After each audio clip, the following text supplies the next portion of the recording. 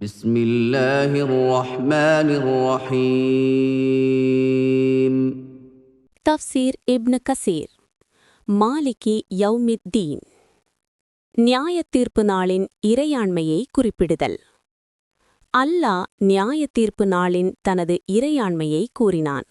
ஆனால் இது மற்ற எல்லா விஷயங்களின் மீதான அவனது இறையாண்மையை மறுக்காது. ஏனெனில் இவ்வுலக வாழ்க்கை மற்றும் மறுமை உட்பட அனைத்திற்கும் தானே இறைவன் என்று அல்லாஹ் கூறினான். அல்லாஹ் இங்கே கூலி வழங்கும் நாளை மட்டும் குறிப்பிட்டதற்கு காரணம், அந்த நாளில் அவனைத் தவிர வேறு எவராலும் எதற்கும் உரிமை கூற முடியாது. அந்த நாளில் அவனது அனுமதியின்றி யாரும் பேச அனுமதிக்கப்பட மாட்டார்கள். இதேபோன்று அல்லாஹ் கூறினான், அர்-ரூஹும், அதாவது ஜிப்ரீல் அலைஹிஸ்ஸலாம் அல்லது வேறு ஒரு வானவர், மலக்குகளும் வரிசையாக நிற்கும் நாளில் அளவற்ற அருளாளன், அதாவது அல்லாஹ் அனுமதித்தவரைத் தவிர வேறு யாரும் பேசமாட்டார்கள். மேலும் அவர் சரியானதையே பேசுவார். அளவற்ற அருளாளனுக்கு, அதாவது அல்லாவுக்கு எல்லா சப்தங்களும் தாழ்ந்துவிடும். அவர்களுடைய காலடி சப்தத்தைத் தவிர வேறு எதையும் நீர் கேட்க மாட்டீர். அந்த நாள் வரும்போது அவனுடைய அனுமதியின்றி எந்த ஆன்மாவும் பேசாது. அவர்களில் சிலர் துர்பாக்கியசாலிகளாகவும் மற்றவர்கள் பாக்கியசாலிகளாகவும் இருப்பார்கள். அத்-தஹ்ஹாக் ரதியல்லாஹு அன்ஹு அவர்கள் கூறினார்கள், இப்னு அப்பாஸ் ரதியல்லாஹு அன்ஹு அவர்கள், அல்லாஹ் அந்த நாளில் உலகில் தங்களுக்கு சொந்தமாக இருந்த எதையும் யாரும் சொந்தம் கொண்டாட மாட்டார்கள் என்று விளக்கமளித்தார்கள். யௌமுத்தீன் என்பதன் பொருள். இப்னு அப்பாஸ் ரதியல்லாஹு அன்ஹு அவர்கள் கூறினார்கள், யௌமுத்தீன் என்பது படைப்புகளுக்கு கூலி வழங்கும் நாள், அதாவது நியாயத்தீர்ப்பு நாள் ஆகும். அந்த நாளில் அல்லாஹ் படைப்புகளை அவர்களின் செயல்களுக்காக கணக்கெடுப்பான். தீமைக்கு தீமையும் நன்மைக்கு நன்மையும் கூலியாக வழங்கப்படும், அவன் மன்னிப்பவர்களைத் தவிர. மேலும் பல நபித்தோழர்கள், தாபியீன்கள் மற்றும் சலஃப் அறிஞர்களும் இதேபோன்று கூறியுள்ளனர். ஏனெனில் இந்த அர்த்தம் இந்த வசனத்திலிருந்து வெளிப்படையாகவும் தெளிவாகவும் தெரிகிறது. அல்லாஹ் அல்-மலிக், அதாவது அரசன் அல்லது உரிமையாளன். அல்லாவே எல்லாவற்றிற்கும் மற்றும் எல்லாவருக்கும் உண்மையான உரிமையாளன் ஆவான். அல்லாஹ் கூறினான், அவனே அல்லாஹ், அவனைத் தவிர வணக்கத்திற்குரியவன் வேறு யாரும் இல்லை, அதாவது லா இலாஹ இல்லா ஹுவா. அவனே அரசன், பரிசுத்தமானவன், எல்லா குறைகளிலிருந்தும் நீங்கியவன். மேலும் 2 சஹீஹ்களிலும் அபு ஹுரைரா ரதியல்லாஹு அன்ஹு அவர்கள் அறிவிப்பதாக பதிவு செய்யப்பட்டுள்ளது.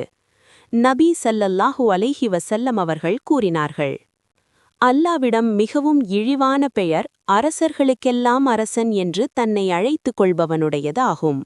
ஏனெனில் அல்லாவைத் தவிர வேறு உரிமையாளர்கள் யாரும் இல்லை.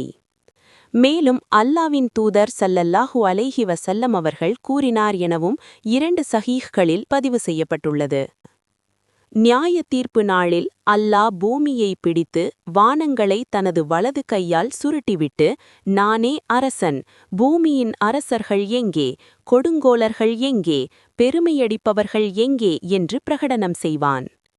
மேலும் மேன்மைமிக்க குரானில், இன்று அரசாட்சி யாருடையது? ஒரே ஒருவனான அடக்கியாளும் அல்லாவுக்கே உரியது.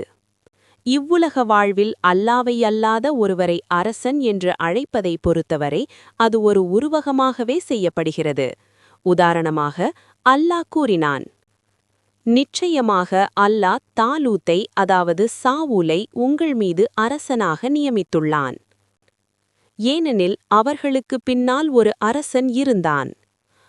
அவன் உங்களுக்குள் நபிமார்களை ஏற்படுத்தி உங்களை அரசர்களாகவும் ஆக்கினான். மேலும் 2 சஹீஹ்களிலும் பதிவு செய்யப்பட்டுள்ளது, தங்கள் அரியணைகளில் சாய்ந்திருக்கும் அரசர்களைப் போல. அத்தீனின் பொருள். அத்தீன் என்றால் கணக்கெடுப்பு, கூலி அல்லது தண்டனை என்று பொருள். இதேபோன்று அல்லாஹ் கூறினான், அந்த நாளில் அல்லாஹ் அவர்களின் தீனகும் கூலியை அவர்களின் செயல்களுக்கு முழுமையாக கொடுப்பான். நாம் நிச்சயமாக நமது செயல்களுக்கு ஏற்ப கூலியோ அல்லது தண்டனையோ பெற மீண்டும் எழுப்பப்படுவோமா? ஒரு ஹதீஸில் கூறப்பட்டுள்ளது, புத்திசாலி என்பவர் தன்னைத்தானே கணக்கெடுத்து மரணத்திற்குப் பின் தன் வாழ்க்கைக்காக உழைப்பவராவார். அதாவது அவர் தன்னை பொறுப்பு கூறச் செய்கிறார். மேலும் உமர் ரதியல்லாஹு அன்ஹு அவர்கள் கூறினார்கள், நீங்கள் கணக்கெடுக்கப்படுவதற்கு முன் உங்களை நீங்களே கணக்கெடுத்துக் கொள்ளுங்கள்.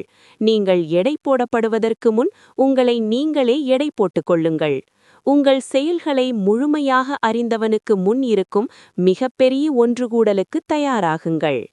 அந்த நாளில் நீங்கள் நியாய தீர்ப்புக்காக கொண்டு வரப்படுவீர்கள். உங்களின் இரசியங்களில் எதுவும் மறைக்கப்பட மாட்டாது.